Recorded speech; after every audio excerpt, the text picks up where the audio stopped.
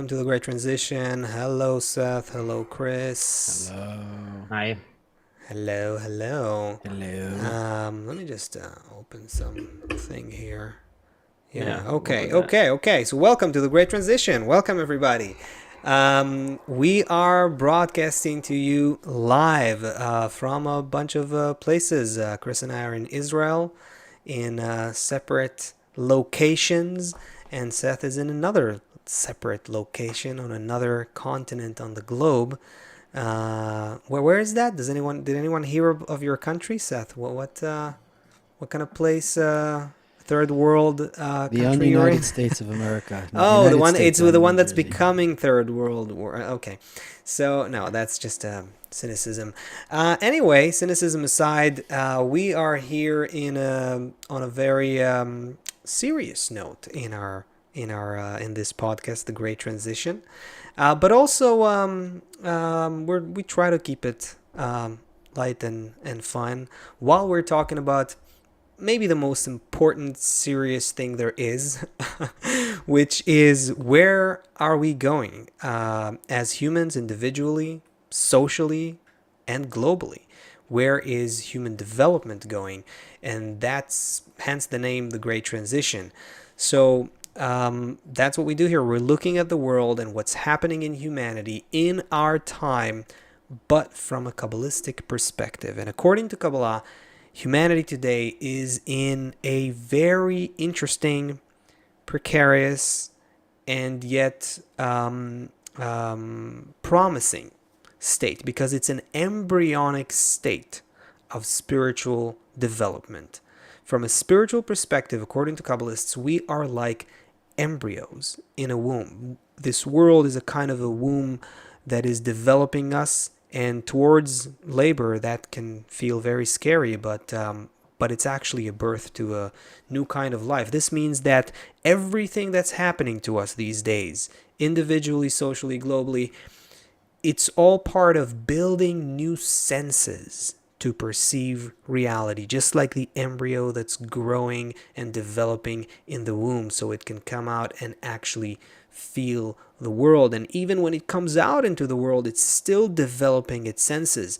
And only when its senses are fully developed, it can actually begin to perceive and make sense of the actual reality to which it was blind before.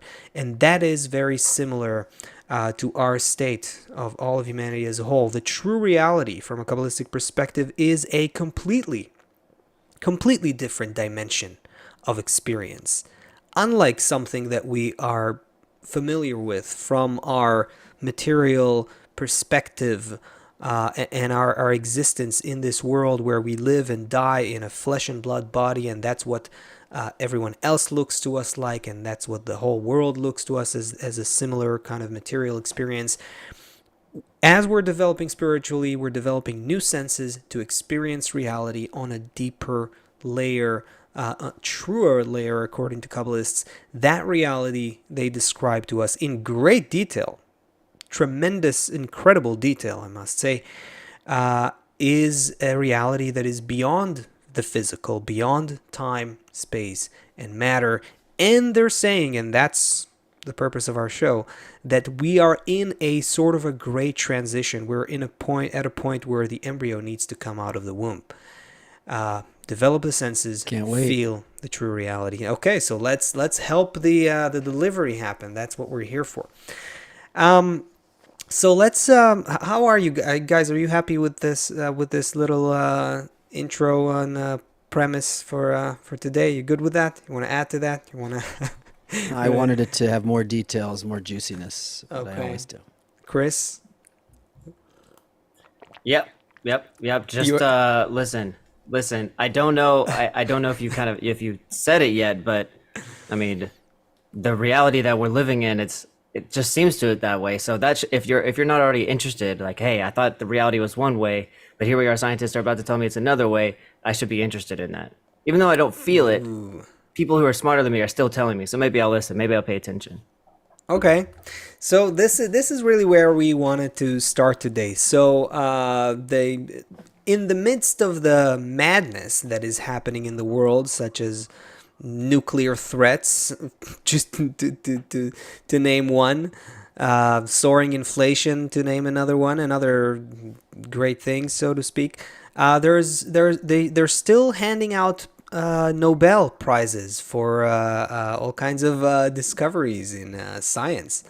And the Show must go 2022, on. yeah, the 2022 Nobel Prize was given to physicists who proved that quantum entanglement is a real thing. So here, this is the point to say that in preparation to discuss this, I had a great conversation live as well as back and forth messages. We talked for at least 2 hours with our friend and physicist, Dr. Meir Shimon, which was very, as always, enlightening and mind-blowing, to be honest, to have this conversation with him. But in any case, so one of the most of the conversation was focused on what is quantum entanglement, and clearly, so yeah, I spoke to him a lot in preparation for this talk, and we're going to talk about it. But I just want to say to all of the science aficionados and supporters out there, we respect science. We are not, quantum physicists here. We're not theoretical physicists, and that's what we're not. We're not here to do that. We are here to look at what scientists received a prize for and discuss it from a Kabbalistic perspective, because that's what we're interested in. So, just to put at ease. Well, wait a second. As far as I understand, Yeah. what they did with quantum entanglement wasn't really new. I mean, this was kind of something That's that right. was That's right. already That's right. it was So- already kind of accepted, right? Right. So so let's dive into it. So basically, from the previous century already, the phenomenon of quantum entanglement was something that was known to physicists, and it took about 50 years until it was proven experimentally, and that's what the Nobel Prize was for. And even the actual experiments that they received the prize for happened I think the last one was in 2017 or something. So it takes a while, and this is considered a short time.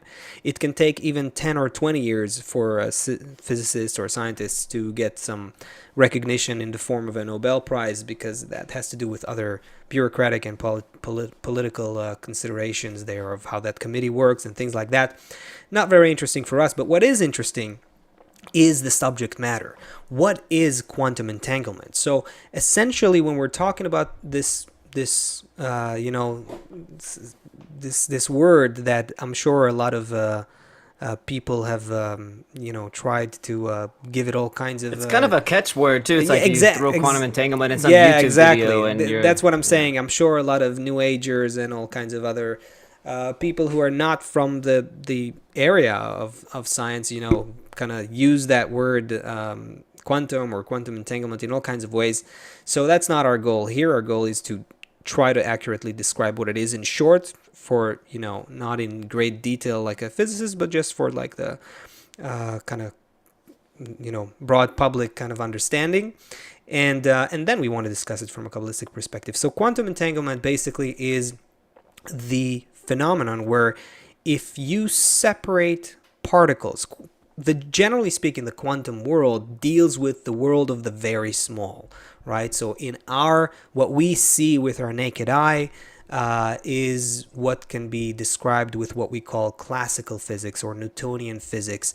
And the physics of the very small, on the subatomic level, what happens on the level of atoms and even inside the atom, protons, electrons, neutrons, that is called quantum physics and or quantum mechanics.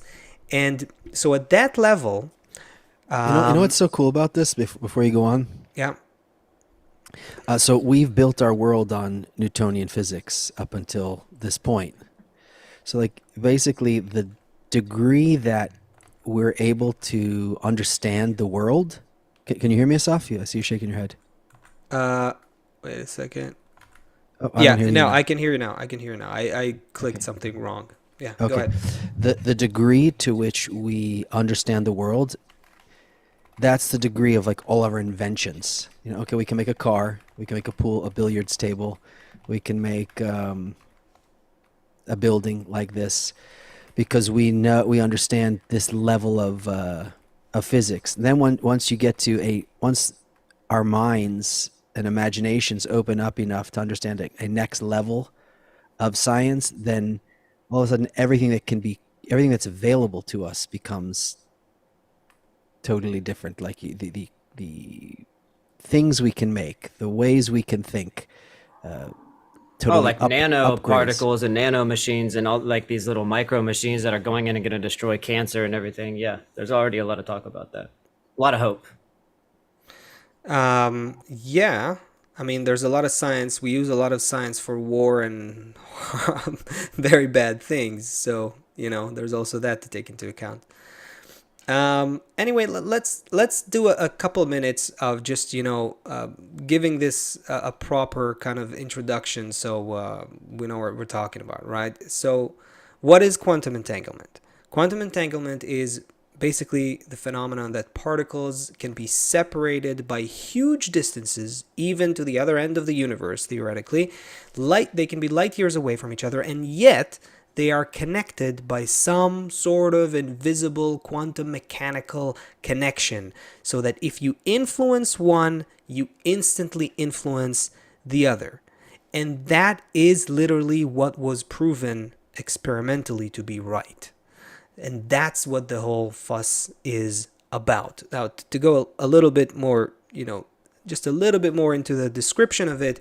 So basically, before you measure, they do this by measuring particles, typically electrons, and a property of electrons called spin. Basically, before you measure an electron, it is in what physicists call superposition. So think about it like a coin spinning in air, right? So when I flip a coin and I throw it right now, it's in the air and it's spinning and spinning and spinning and spinning.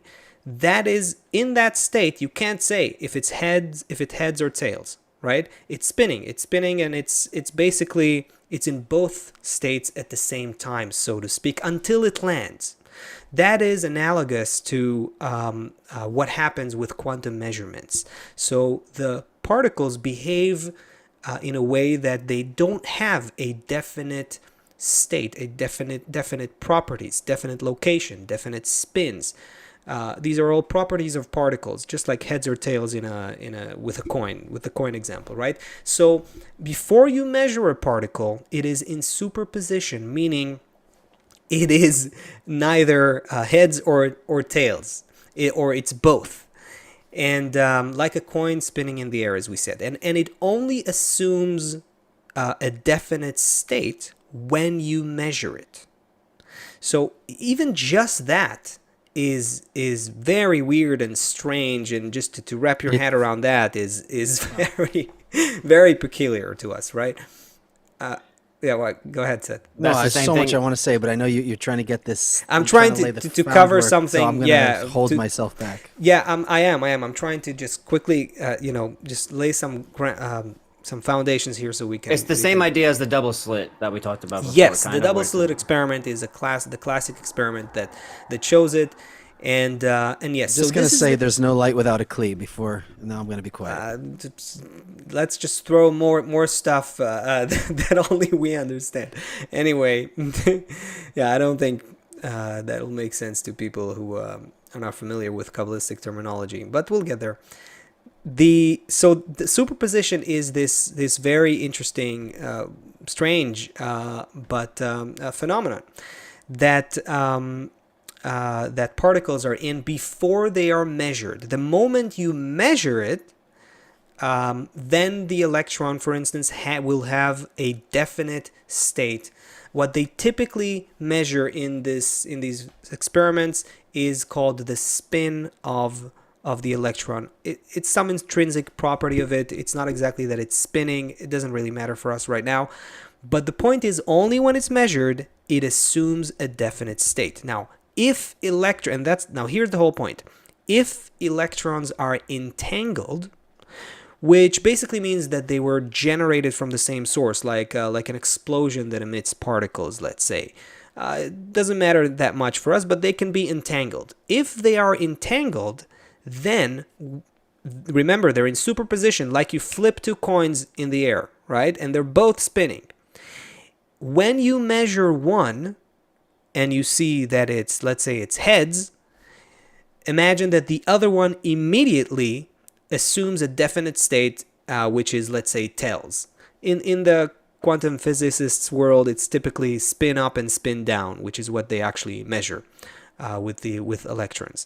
So that is what happens. Now, not only when you measure one, it immediately determines the definite state of the other.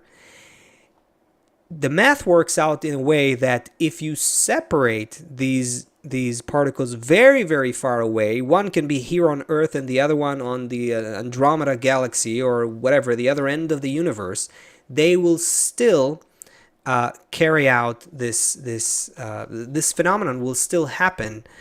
And for a long time, and this is called quantum entanglement, and for a long time, this baffled scientists, it still baffles scientists in terms of what it means about the nature of reality.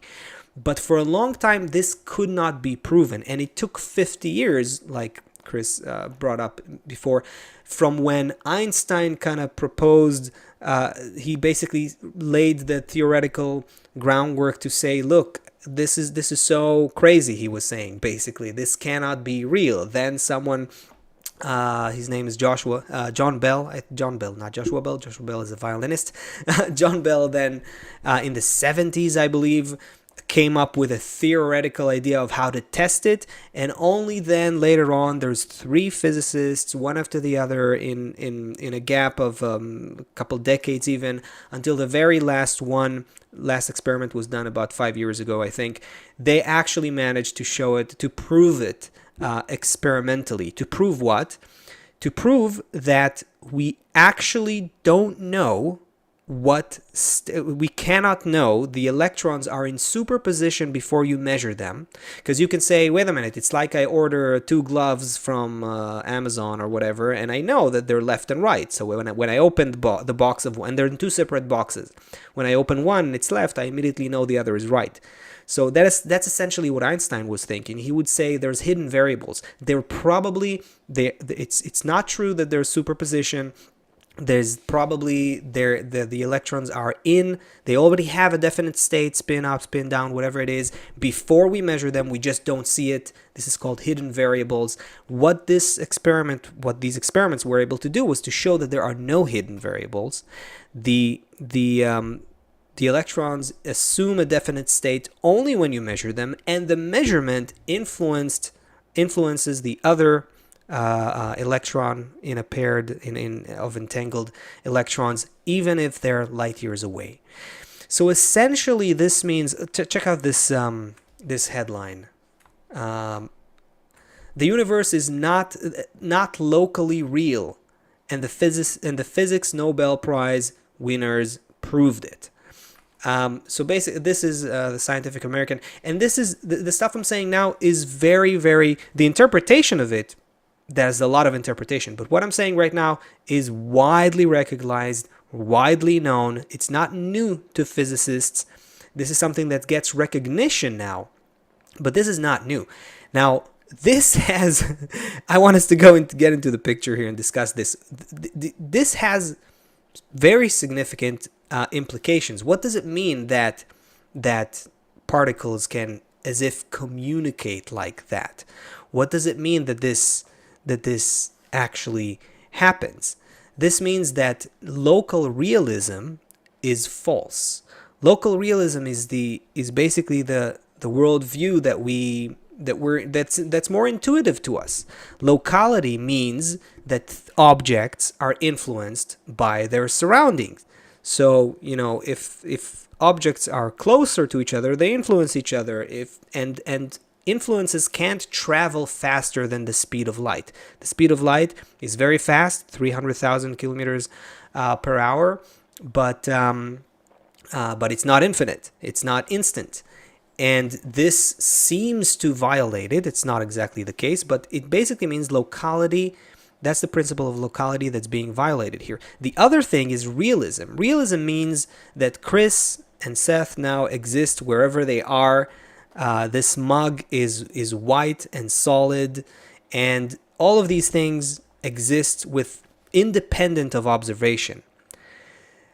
This breaks realism as well as locality breaks down, meaning reality does not exist without me, without an observation, without making a measurement, without making a independent of observation.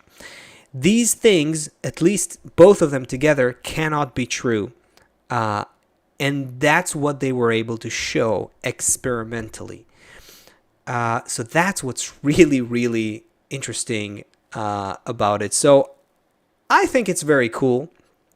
What do you guys think this means, if at all, for human development? Where do you think this is headed? Was this? I tried to make this short. I realized it wasn't that short. So many thoughts about this. Yeah, just go I ahead. have so many thoughts about this. Okay, so you're probably not going to be pleased with where I want to take it, but it so much reminds me of there's something that what are these guys called? Developmental biologists talk about, something called epigenetics. It's basically you have genes, right? So up until now, medicine was saying, oh, you're predisposed to cancer. Oh, you're predisposed to heart attack. Oh, you're predisposed to this. What these guys are saying, this kind of new wave of medicine is saying, everyone may have everything, but depending on what you activate, that's going to be the quality of your life. So you saying predisposed, it does no longer exists. You're predisposed to be to be totally spiritual. You're predisposed to be totally depressed, depending on what happens in your life, who you hang out with, how you exercise, what foods you eat, what books you read, right? So it sounds like reality. That's why I said no light without a vessel. It really sounds like reality can become anything according to as big as you can imagine it to be. That's what it sounds like to me. Okay. No, I mean, I think you went very far, very fast. But do you see the parallel? Yeah, I see the parallel, but it's very loose. It's I mean, Well, it's so clear to me. Okay, I'll do a better job. no, I see what you, I feel you. I see what you mean. I don't know, Chris. What do you think? What goes on in your mind there? What was that? The first thing was is that followable? Was that too fast? I see on the chat that someone's Julie said I'm barely keeping up. So. It's first of all, it's hard to even grasp what it means. First of all, it's hard to even grasp something that you basically just have to acknowledge as fact without somehow observing it for yourself, right? And even if you do observe it for yourself, like scientists do, then it almost, what does it actually mean? Because how do I even apply that? Like, I'm thinking there's something. What does it that's mean? These... Just a second. Keep going. Hold that thought. What does it mean is what we're here for. That's what Seth started talking about, and that's what's because it's open for interpretation. There's what was proven, and then how you interpret it, and these are two different things. I mean, the stuff we're saying and our interpretation is not necessarily what you'll hear. Well, what I understood is that. What I understood is that that when I was a kid, I would write a letter to a friend, and then they would write a letter back. Or before that, 100 years ago, someone would write a letter. It would get on a boat. It would take weeks to arrive to someone, and then they would write back. And in that time, there's all kinds of emotions and things that are happening because of how you can communicate. Now, today, you can communicate instantaneously. So the amount of information, emotional information that can travel is different. So in the same way, before, reality said, if I want to affect something over there, I need to bang on something, I need to blow air at it or something in order to make it move. Now what I'm understanding from what you're saying is, no, whatever I do here, instantaneously, regardless of how much space or what's in between me and that thing, it's activating instantaneously all the way over there. So basically, if we understand this correctly and develop this is basically non-locality. Yeah. every person ends up in the driver's seat of all of reality, in a sense, because whatever you think is everywhere all the time. Yeah. Yeah, I mean, I think that's what you're that was saying. part of my conversation with physicist Dr. Mei Shimon. Yeah, yeah, yeah. This is definitely. Anyway, Chris, you were in the middle of something. I'm sorry. We're jumping here. It's the same. It's the same idea because it's because a person, even if they are, even if they just close their eyes and imagine something, two things that are basically one, and it's like a cell, you know, that you split in half, and you could say that they came from one source or whatever. So let's say that those are electrons, and then you move them far apart from each other. Even if you're moving them far apart, there's still space in between. So you're also you're as if saying they're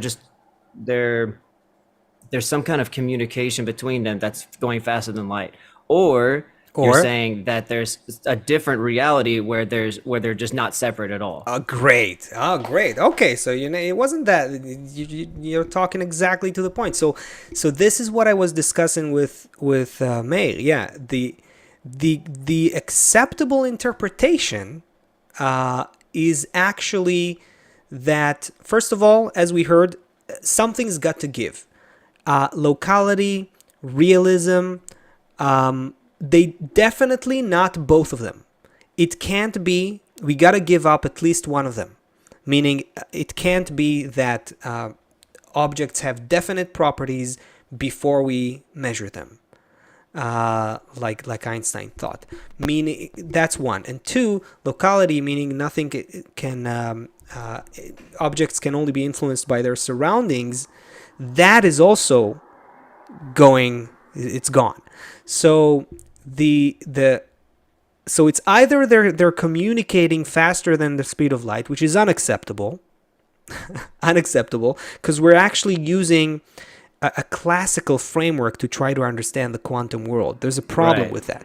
It's Because you can't say that it's just out the door. Locality is out the door. You can't say that because that's the world I live because in. that's the world we live in. In our world, yes, absolutely. Right. But we're talking about the deeper fabric of reality, the fundamental nature of reality, which is not our immediate experience. I think that's a You can very say that good. that trumps any. Yeah, you can say that that trumps anything that I think that I think. If I know that there's a fundamental reality, then I would want to be there. That's the reality I want to be in touch with. Why would I want to be in some reality that's actually not the real reality, right? So here's what's cool.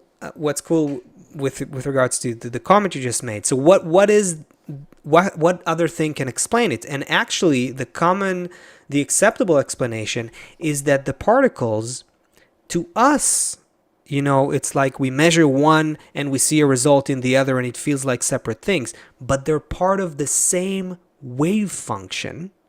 They have the same wave function, and they're actually one.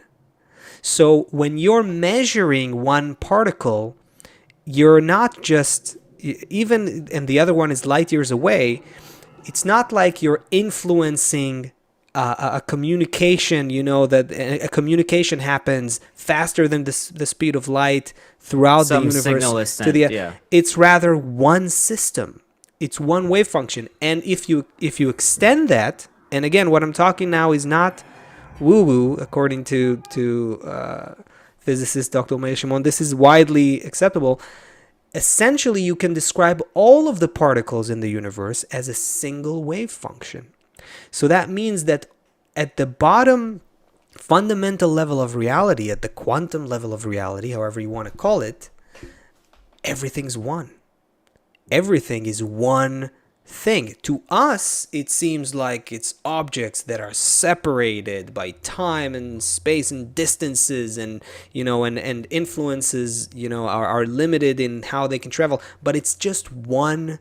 It's just one thing that You don't need a test. with. You don't need to have a scientist explain that to you. You can get a testimony from some LSD participants or DMT participants or mushrooms. Well, they'll tell you the same thing. They don't have to do some quantum experiment. They get, there's somehow they're getting that information too without doing some kind of science experiment, right? Yeah, but I There tell was you what. what's his name? He What? asked us about that. Leon. Yeah. So we should do a show about that one time. Yeah. Leon. He asked about that. Leon. Yeah, I remember he did. We kind of talked about it recently, didn't we? Anyway, here's what I think is really cool. Going back to Seth's comment about how, you would send a letter in the past, and today we have internet communication globally, and it's like instant and all that. I feel like from a Kabbalistic perspective that all of this is preparation. All of it. Right. We're getting used to the idea that reality is not what we think, and it's becoming common knowledge. This is a beautiful thing that is happening. Like, take the Newtonian mechanics, right? Like from about 300 years ago, right? And since then, after a while, it became common knowledge. That's the laws. These are the laws of reality that we teach in school. My son will start studying like elementary level physics soon. And that's what he learned. He learned that things move like this or that, and you can calculate the motion, and you can predict, where a ball will fall if you know the parameters and so on, and it works. And then gradually, it's going to become common knowledge as well that we live in an illusory perception. It's going to become common knowledge that the reality on the deeper level is not what we think. On a deeper level of reality, there is something else that's going on. And this is part of what's happening in science, is kind of a part of a greater trajectory. The internet itself, as Seth was, is also part of it. This whole development of the internet kind of gradually shows us that if we're becoming digital, if we let go of our physical communication and establish a different realm of communication, a digital realm, we can go above geography. Right now, we're doing that. Right? This was this was fiction 100 years ago. This was insane to think about it 100 years ago. There's sorry, Chris, you can say something? Yeah, go. Yes. We're bringing that world closer to our actual world, like this atomic world. We're like bringing it a little bit closer to like our reality, where it was kind of distant, like you just said. We didn't even think about it. Now it's actually our like quantum computer, quantum internet now is getting there. Yeah, you put it better. It's like it's coming. You can say it's coming closer to us, or we are gradually coming closer to it. But there's we're getting used to the idea that the true dimension of reality is beyond our perception, and it's there. It's right here, but it's hidden from us. It's right here, and it's hidden from us. That's the beautiful thing. The thing that physicists can't say, and I don't know if they will ever be able to say, is what happens in the measurement. What is happening there? Why is it that before the measurement it acts like a wave, and when you measure it, it's a definite state? But it's the same switch. They don't know. Same thing. Yeah. If you watch David Blaine's magic tricks, it's impossible. You're like, how is this? It's like insane.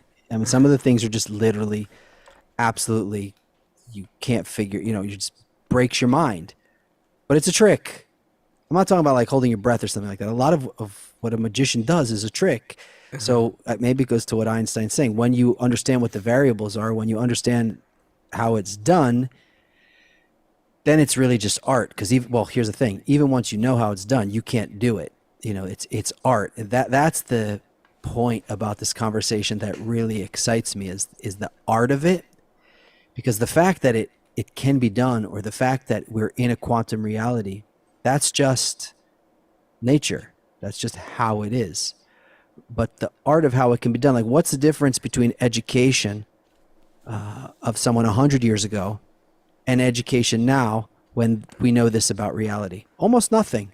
When you think about how a child goes through schooling, comes out to be an adult, it's the same it's the same kind of education from 100 years ago as it is today. And now we have the internet, but yet the kids are still in school learning almost the same crap as they were learning then. Mm-hmm. Right. So now that it's even going faster, you're saying that your kids are like the young people who are who are growing up now are going to understand that we're in a quantum reality. And we're still making them sit in a classroom. It's true. Yeah. But I think you're right. The dissonance is big. The art of living is what's missing in all of this. Yes. You're right. All of the look, it's still very interesting. It's fascinating to look at it by itself, but you're right. That art of living it is what we're missing. That's what Kabbalah is all about. Kabbalists say, yes, there is a reality that's hidden to us. It is a dimension where everything is connected. It's actually completely beyond space-time, meaning beyond time and space. All of matter that we experience is not experienced in the same way in that reality. It doesn't feel like solid matter. This is also agrees with what scientists are finding, or sounds similar, but the big difference is that Kabbalah says, yes, there's a deeper dimension. Yes, it's hidden from us, and we can access it. And we're destined to access it. We're designed to access the deeper reality. And everything that's happening, and that's the context I'm seeing it in, everything that's happening to us in the world today, in all our developments, the global interdependence, the scientific developments, the technological developments, they're all pushing us, preparing us, setting us up to master the art, as you call it, of getting in there consciously. But they're kind of setting up, even VR. I mean, think about VR. This will become prevalent, no doubt. It's a matter of time. People are going to get used to the idea that you just put on your VR goggles and boom. Think about it when it becomes completely, hyper realistic, indistinguishable from your five senses perception in the physical world. You put on a thing, maybe a whole suit, whatever, with haptic feedback and all that stuff, and you're in a reality. Done. You're in a reality. You take it off, you're in a different reality. That kids growing up that way, in a decade into the future or something like that, when these things will be prevalent, it'll be very easy for them. It'll be easier, at least, for them to understand that. To approach it, they'll know. They'll understand. Look, different, yeah, cleaner way of approaching it. Yeah. I put a different. I need to put a different glasses, and I'm in a different reality, and the art of putting on the different glasses at least becomes more theoretically clear, more something that's understandable. And I think that's what's gradually happening, and it's seeping in.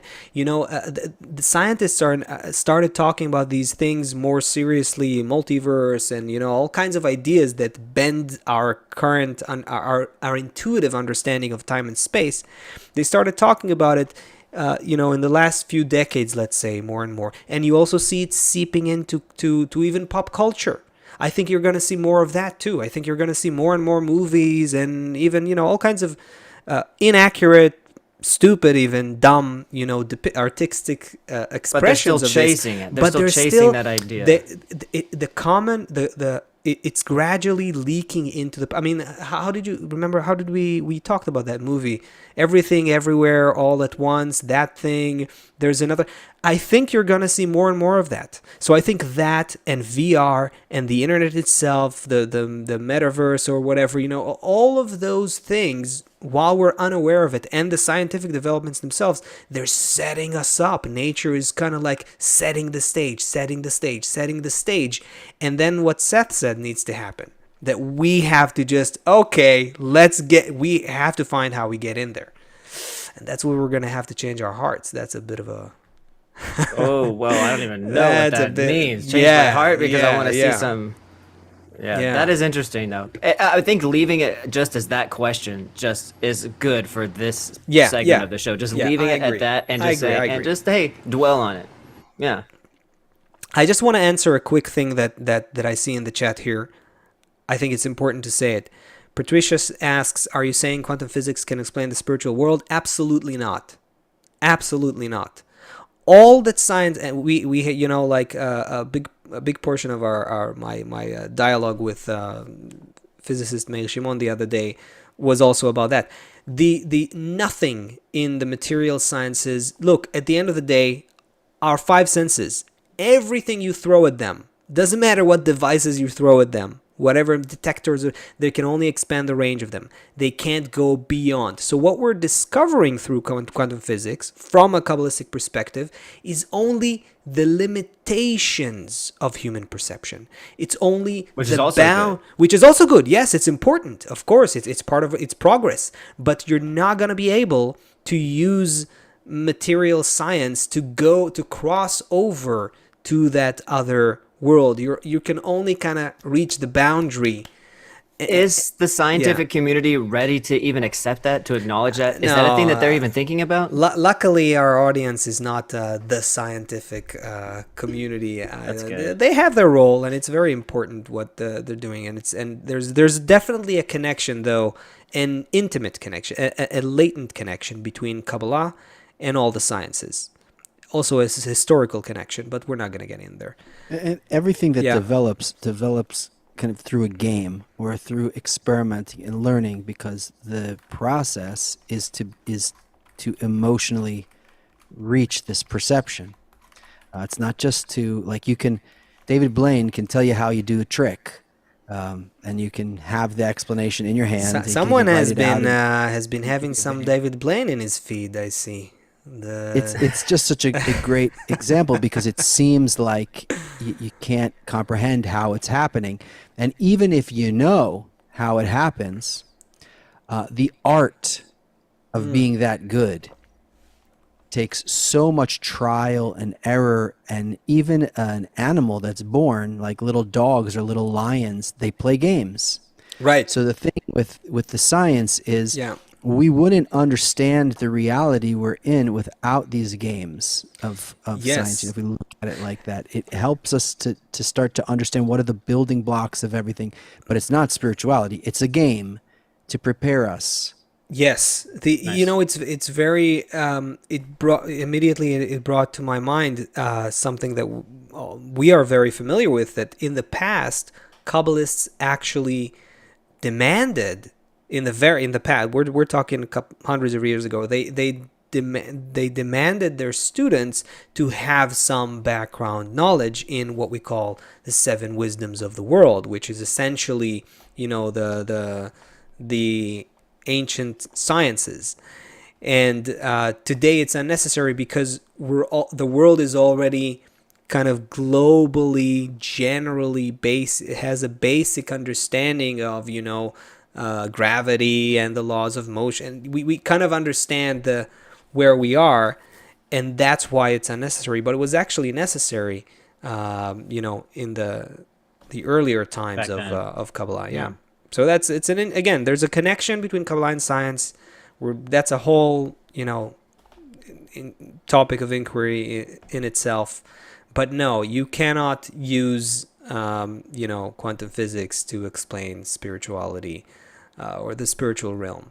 But look, it does a lot from a Kabbalistic perspective to advance us towards that boundary, to towards show that us wall, towards the wall that's there, and say, hey, look, there's a wall, we don't know what's behind it. We don't know what's happening there, but it's definitely happening. That is still Definitely a big there. thing. It's a huge thing from a spiritual perspective. revelation. It's a big thing. Nice. Anyway, That was fun. Anyway, let's come from faraway Andromeda galaxy, the faraway galaxy, all the way to oh no, you're gonna ground. throw us This is back gonna be to hard. Earth. This is gonna be hard. Man, we were not, so. not only am I this- gonna not only am I gonna bring us back to Earth, I'm gonna bring us back to a situation where people are facing freezing to death this winter, and people are facing starvation, and people are facing increased price of living, because all the things you talked about are, nice to think about. But what about people? What about life? What about what I feel? But it's so fun to play with the electrons. No, I'm kidding. Go ahead. No, it's good. Yeah. It's good to play with the electrons. It's good to imagine how big and good and incredible and beautiful the entire system is. And also, how does all of reality benefit from that? Yeah. What is the art of how each and every one can participate in this incredible, beautiful harmony of reality? Because right now, all across Europe is just clashes. I'm gonna hopefully it's going to work. I'm going to share my screen, guys. I want to show you a few things from around. These are all first world countries. And we're not talking about protest in the streets of Iran against some regime that people don't like. These are first world democratic countries. This is Italy. Can you lower the volume just a tad? Just a bit? Yeah.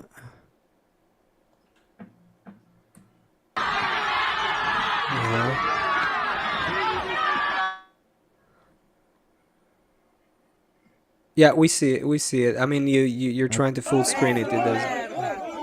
Okay, this is Italy. This is France. This one is France. Oh, I heard that in France it's a huge thing. Yeah, I heard a lot in France too. Yeah, didn't hear about Italy. Yeah. Not sure why it's not playing, but big clashes. Basically, it looks like they have like those police teams out there that are made for built for riots. In both clips. Okay, that's France. And I got one more for you. Oh, this is also France. Let's see if this one will play. So they were mad about the high cost of living, at least in France they are? Protesters chanting songs about high cost of living, okay. yeah. So, what's going on here? Mm-hmm. There is a war that NATO member nations, so when something happens to one country, all of these countries kind of decided we're going to help each other out. We're going to be part of this pact. Of course, when so much power is involved, it ends up becoming corrupt, and you can imagine. Yeah. But all of these countries banded together for economic, social reasons. They're called the NATO nations, and they have an agenda. Russia is on the other side of that agenda, preventing that agenda. So there is a war, obviously, that we all know about. A lot of these NATO countries are engaged in this war with Russia. Obviously, Ukraine is as well. There are, in addition to this, we see in New York now by 2025, in 2 years, the CO2 emissions have to be cut by 40% across the whole city. So there's in all across Europe, you have these same kind of things happening where we talked about it. Germany wanted to go green. They said, we're going to be the pioneers of going green. We're going to close shop on all of our non-renewable resources. Then the war starts. They can't get gas, so they fire back up their coal plants. So this push towards green and these things, plus the war, it's making energy costs go up. It's making food prices go up, and so there's in France, for example, there was hundreds of thousands or 100,000 car drivers filed some complaint online saying they couldn't get gas. Wow, that's it's insane. Like a lot of people. You think about the scale of that. That's imagine you just can't. Right? Okay. So you would think that if there was a problem with oil, it would be really good. It wouldn't help for your automobile, but it would be really good if there was another source of energy.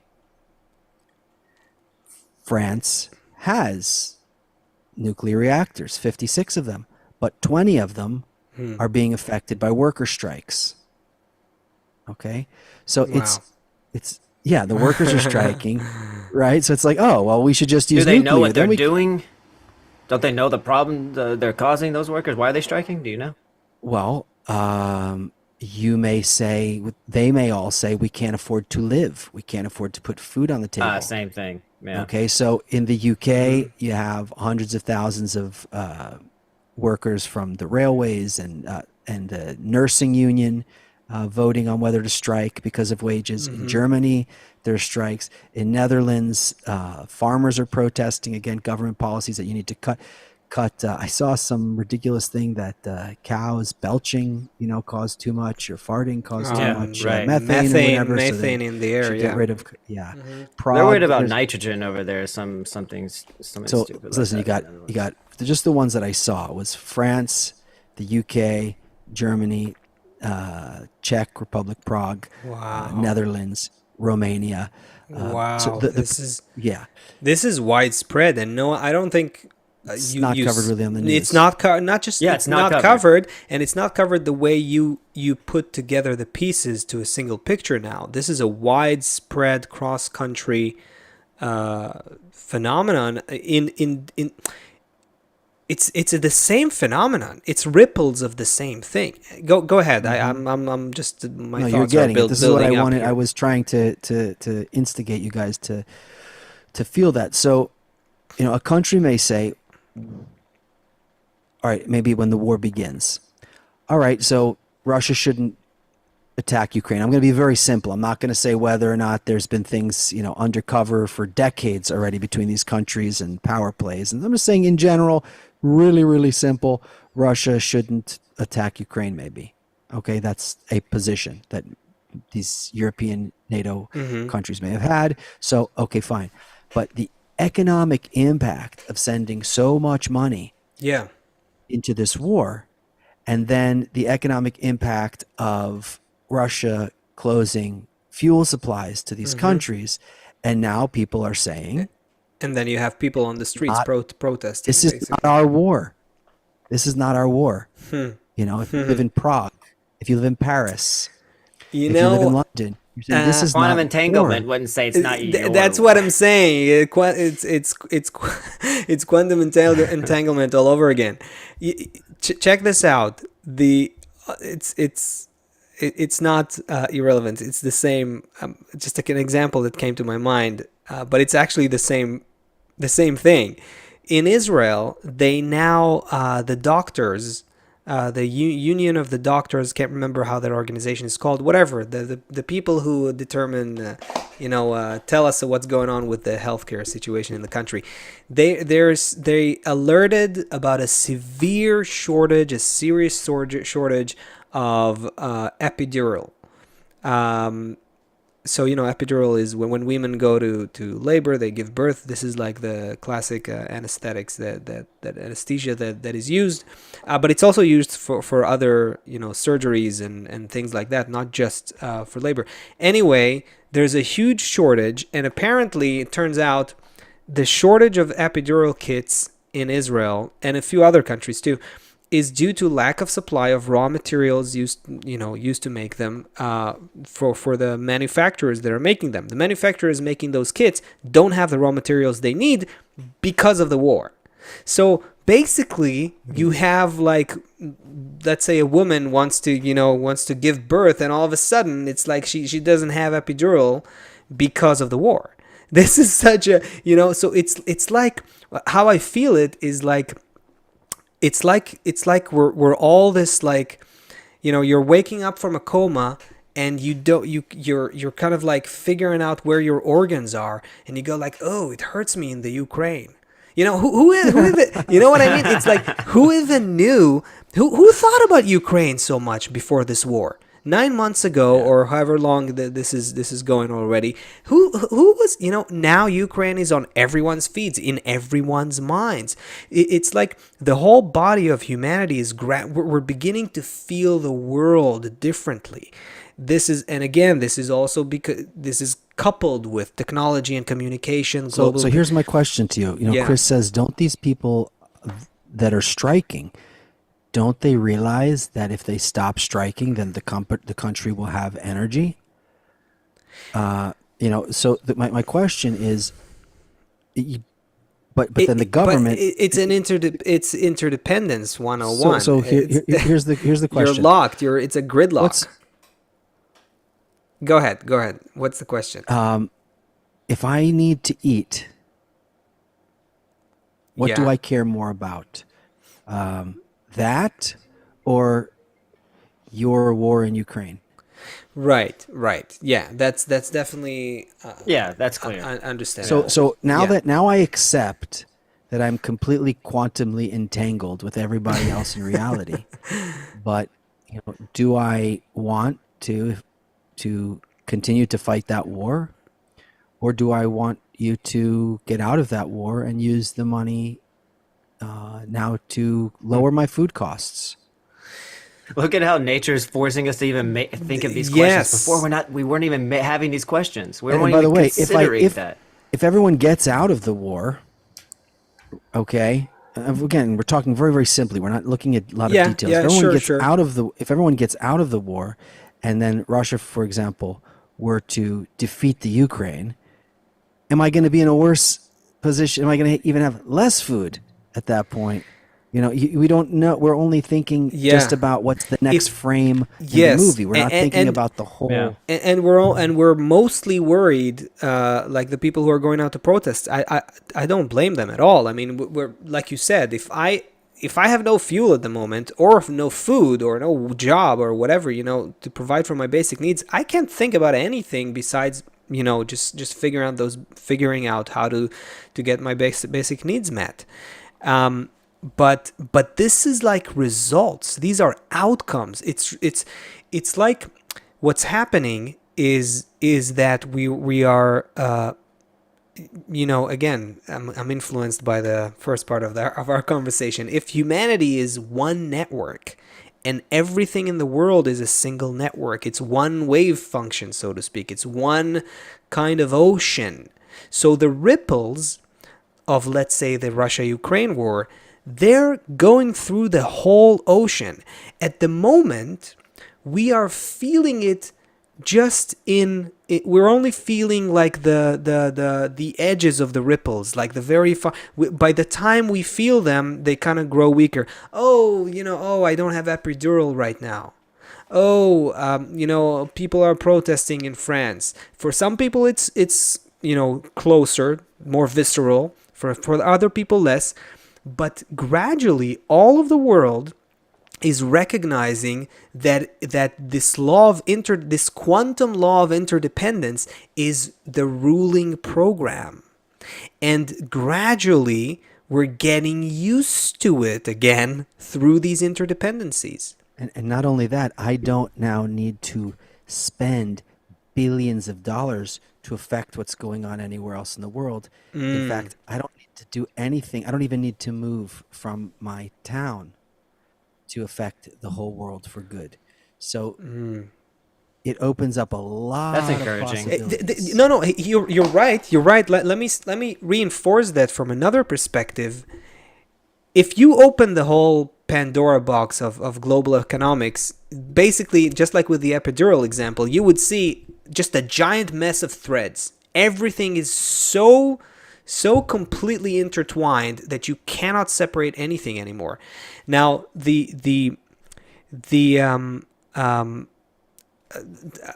had a thought. What? Say what you said again. The last thing you said, Seth. That we don't, in order to fight a war or Yeah. to do anything, we don't need to leave. Oh, and go spend billions. right. So look at what we're discovering here.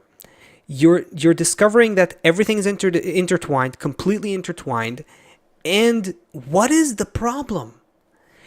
We're getting to see very clearly that there's nothing lacking in the world.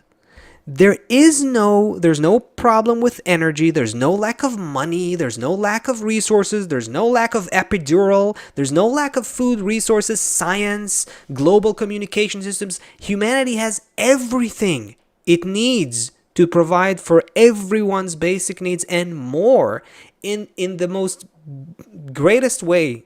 The only thing that's lacking is not, this electing this politician or that politician or protesting this or protesting that. You do that if you don't have any other choice. I get it.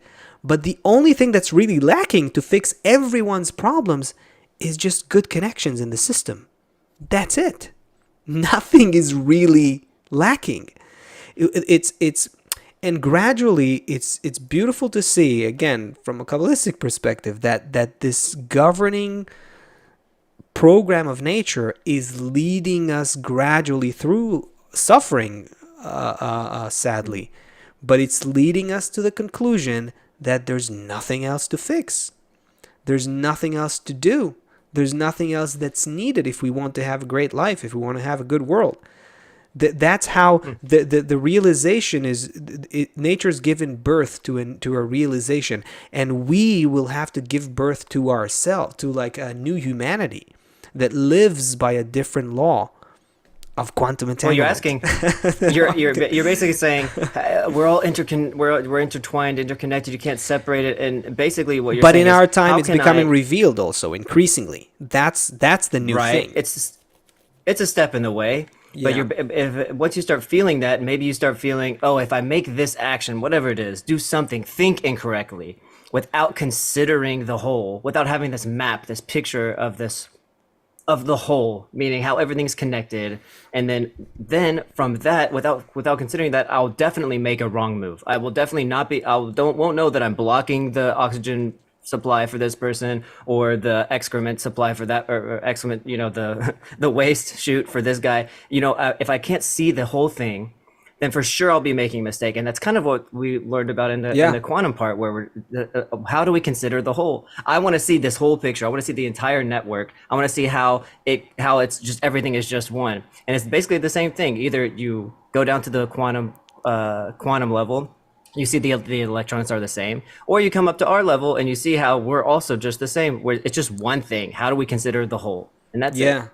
And Maybe we'll even get there. and even considering the whole and being considerate of the whole and all that, I mean, that's a spiritual revolution that will, but even at the very beginning of it, just to think about how we run ourselves and conduct ourselves towards each other these days. In every developed country today, every political group is trying to subdue the other. There is so much social polarization, right? There is so much. Countries are still trying to rule the world. China, its declared statement is basically to rule the world. I'm maybe I'll get some heat for saying it as bluntly like that, but that's essentially what's happening. You have leaders that are trying to take land by force. All of that clearly is not going to work. It's so stupid when you think about it. It's just so stupid.